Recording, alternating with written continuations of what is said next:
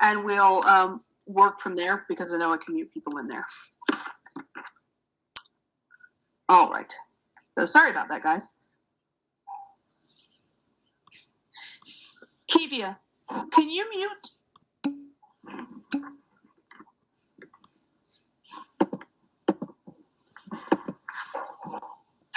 It says it is muted. I don't know what's going on. Like, okay. It's not green when I talk. But like the mic has the slash over it. So I don't know. Slash through it? Yes, ma'am. Okay. I was just acting kind of weird today. That's all right. And when I say that, I mean your microphone, not you. Your microphone is acting kind of weird. So okay, I think I need to refresh it. You'll just what? I think I just needed to refresh it. Oh, okay, cool. All right. So let's look at what else they'll ask in the homework. Then they ask you about covalent bonding.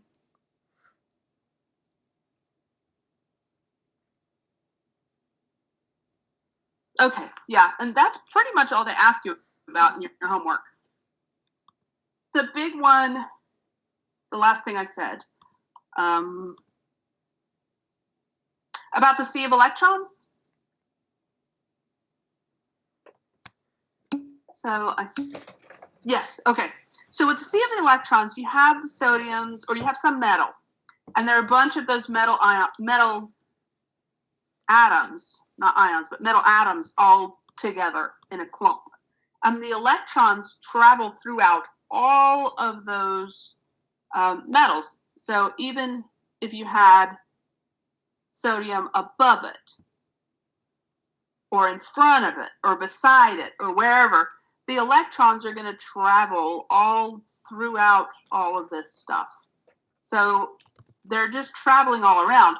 And so the electricity being able to be conducted through the metal is because electric current is electrons moving, and they move very well in metals because they have a sea of electrons instead of having like this electron is more associated with sodium and this electron is more associated with chlorine and that kind of thing.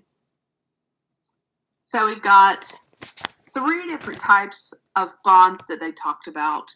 Let's see what time it is. Oh, we got 9 minutes left. Isn't it nice to go over one section at a time? Oh, this is going to be a much better test. Yes, that's exactly why. All right.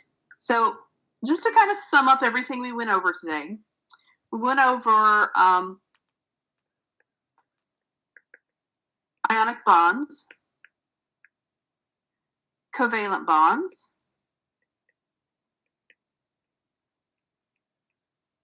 metallic bonds,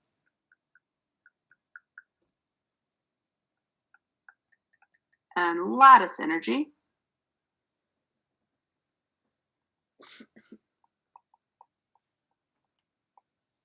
And then the energy formula, and I'll go over that again in just a second. Okay, we can do that.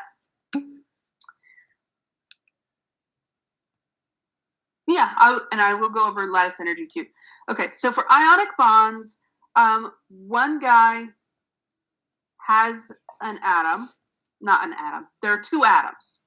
One is a non-metal, one is a metal. The metal pulls the electron from the non-metal.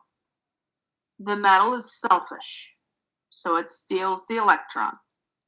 Because the metal has the non-metal's electron, the non-metal's angry and goes over to the metal and sticks around, always upset because metal has its electron. Is one way to sort of remember that. You can think of like ionic has the letter I in it, which is kind of selfish. So that means an electron is going to go completely over to one of the other ones. Covalent bonding, on the other hand, so this is electron transfer, is cooperation. So they have 2 atoms, no metals involved, and they share. So they cooperate. And metallic bonds are more like a commune. And then, they're just electrons just kind of going wherever. Nobody owns the electrons. They're just all there. Lattice energy is the energy that's released when two ions in the gas phase come together to form 1 mole of whatever it is they're forming. For example, you could have a sodium plus in a gas phase plus a chlorine minus in a gas phase going together to make sodium chloride, which is a solid. So it's the energy released when they form a lattice. A lattice is just a crystal structure, so it's very well organized, and it has like pluses and minuses.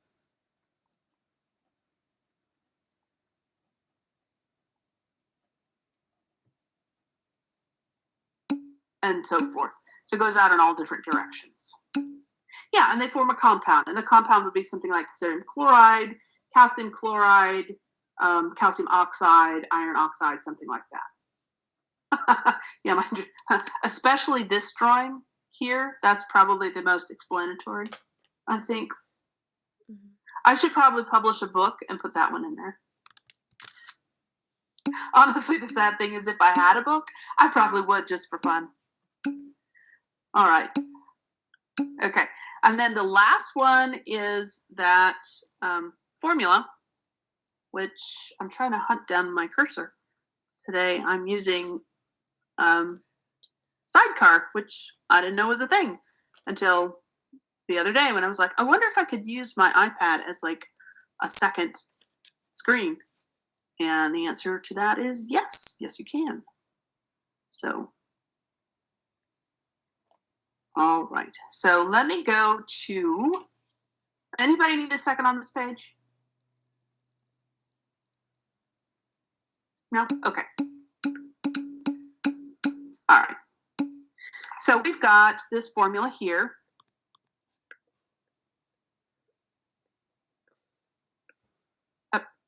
I don't know why I'm making that negative. It's not negative.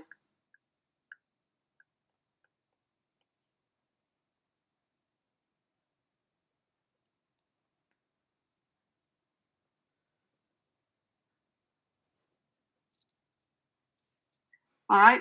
Q1 and Q2 are just the charges.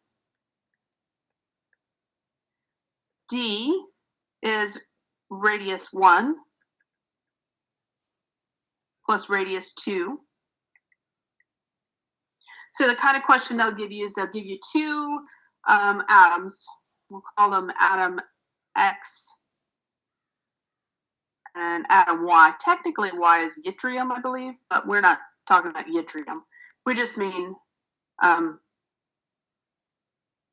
I would do atom A and atom B, but B is boron. You know what I could do? I could do atom X and atom A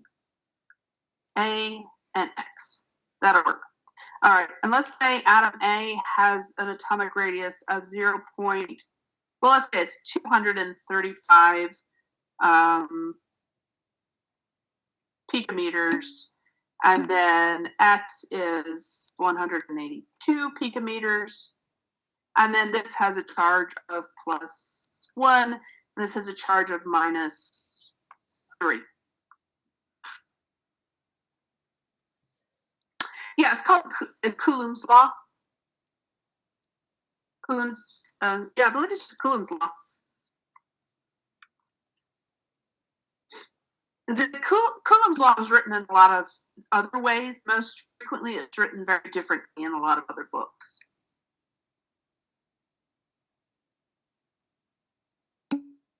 Conversions, I thought you said conversations. Conversions, yes. You see how this is nanometers? This is picometers. You have to convert the picometers to nanometers.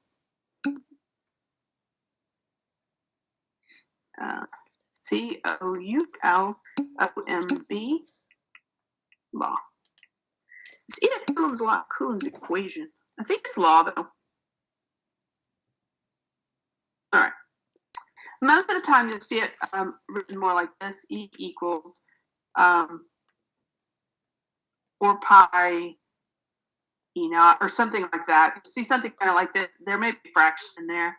And then you'd see the rest of that Q1, Q2 over D stuff. So in this case, step 1 is convert picometers to meters. Step 2 is plug everything in.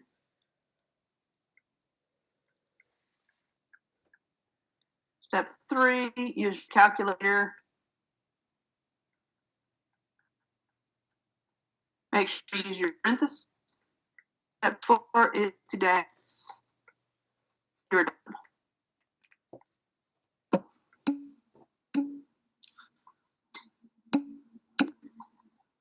Yeah, do you want me to convert picometers to nanometers? Yes, that's the best one. Okay, we do that. Anybody need a second on this page? Yep, okay.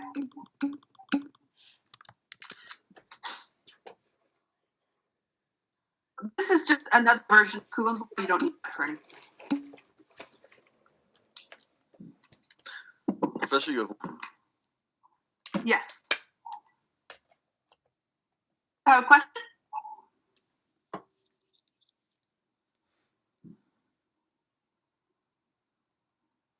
Time it is. Oh, class is over. I will stick around and do the conversion. If anyone wants to sit.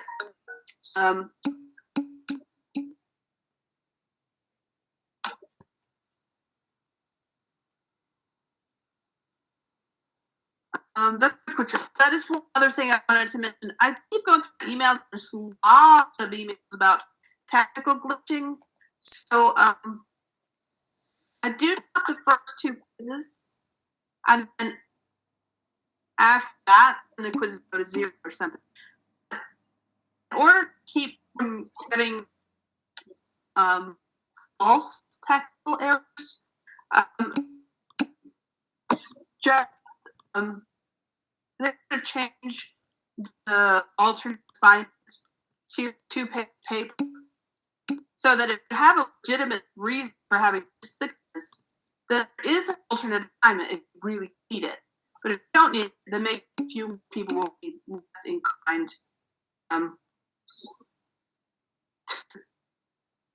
postpone the quiz and do the alternate assignment.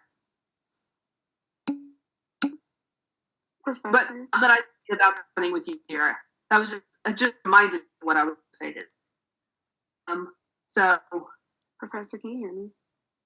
yeah. Oh, I'm sorry. I can't hear anything because it seems like everyone's mic is on now. So I was asking. So in regards to if I'm not going to be here for Wednesday's lecture, you said we email you, or you said we did. I'm sorry, I couldn't hear you. So if you're not here for Wednesday's lecture, just email me like your documentation, whatever is in your notes, or whatever it's good reason for being out. And I'll email you the specific and alternate assignment. The assignment will probably be from 7 on. It'll be like a 2-page paper, and I'll give you instructions on what paper to do from there.